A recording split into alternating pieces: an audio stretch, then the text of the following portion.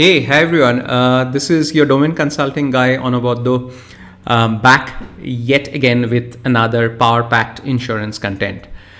So if you have been following us for the last few videos, you would have seen that we are in our life insurance journey. We have covered topics like term life insurance, whole life insurance, universal life and variable universal life insurances. And in our last video, we have covered what is a ULIP or a unit linked insurance plan. Today, we have planned to cover endowment life insurance policies and what it means and what are the advantages and disadvantages it has. So if you see here, an endowment life insurance policy is basically a combo product, right? It gives you the benefits and the features of a term life insurance along with an additional savings component in the policy. So what does that mean? So going back to our age-old example, and that say for example, now you are 35 years old, you want to take a term life insurance till you're 60 years.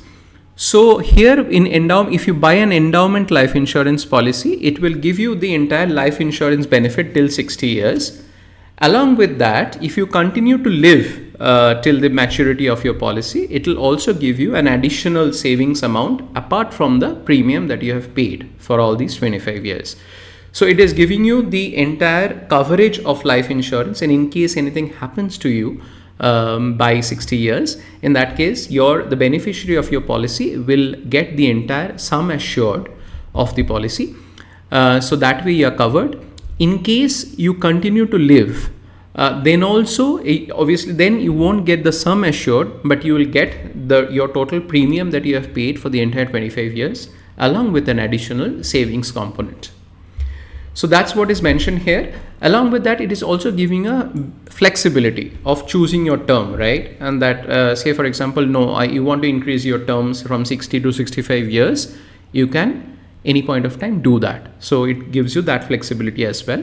And the third point here says that once heir receive the insurance death benefit or the sum assured that is called in technically, if one passes away before the maturity date, right? So you will get the entire sum assured till the term for which you have taken the policy. In case you continue to live till the maturity of your policy, then you will get the payout, which will cover all the premium that you have paid along with the savings component. So that's in a nutshell what endowment life insurance policy is all about. Looking at the advantages, you see that the main advantage is giving you a combination of a term life insurance features along with the savings component. The other very important benefit which we often tend to overlook for our endowment plan is it's giving a guaranteed return at a specific period, right? So say for example you are now 35, you want to save money for your retirement, right? The target is you want to save money for your retirement corpus, and for that you are saving every year in an endowment policy, right? Along with the life insurance benefit, right? So you want a product for these two things, right? In that case, endowment policy is a best thing to go for because you would get the entire amount back along with the savings component at a specific timeline, right? And the third advantage, which we already touched upon, is it's entirely customizable, right? So if you want to increase your term, in that case, you can do that along in any period whenever you have the policy on effect, right? Now looking at the disadvantages, it is comparatively expensive compared to a few other products which are there in the market, especially if your term is on the lower side, say 5 years, 10 years, then the amount of premium is comparatively high and the savings component is also low compared to a lot of other life insurance products in the market. So it's not giving you a very high return as a savings component. It's also a little on the expensive side, but as I told, the advantage is that it is giving you a fixed return and it's also giving you the benefit of a term life insurance, right? And then insurance is still a specific term. So it is not that it is giving you a whole life insurance benefit, it's giving you the advantage of a term life insurance, which is still a particular term. So that's the disadvantages. So now before ending, what we will look is who is this for, right? In that case, obviously it has its own pros and cons. Then who will go for it, right?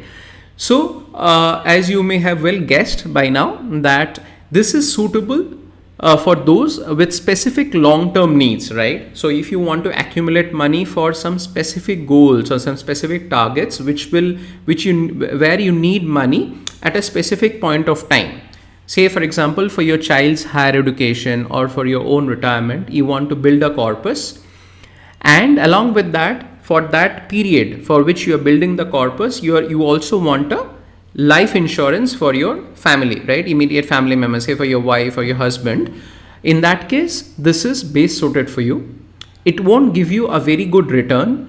So in that case, if you look at it, you should not look at it as an investment channel that will give you, say, a 10%, 12% kind of a return that a share market or a mutual fund or even bond may give you. But this is more a channel or a place where you can save your corpus, you can save your money, and along with that, it will give you the advantage of getting a life insurance, right? For the term that you are choosing for. So in that case, if you're looking for that is your purpose, then term life insurance is the place to go. I hope I could clear myself today that what is an endowment life insurance, and then if you go through my past videos, it will help you to compare endowment life with the other types of life insurance which are there, like universal life, universal variable life, ULIP policy, permanent life insurance, as well as a normal term life insurance. Now in our next video, what I'm planning to go now is move out of life insurance and then move towards non-life. We would look at what are the different types of general insurances and health insurances which are there. So to follow that, I would request you to keep an eye on our next video. Thank you for listening to it. If you have liked it, I would request you to subscribe to my channel. Thank you. We will meet soon.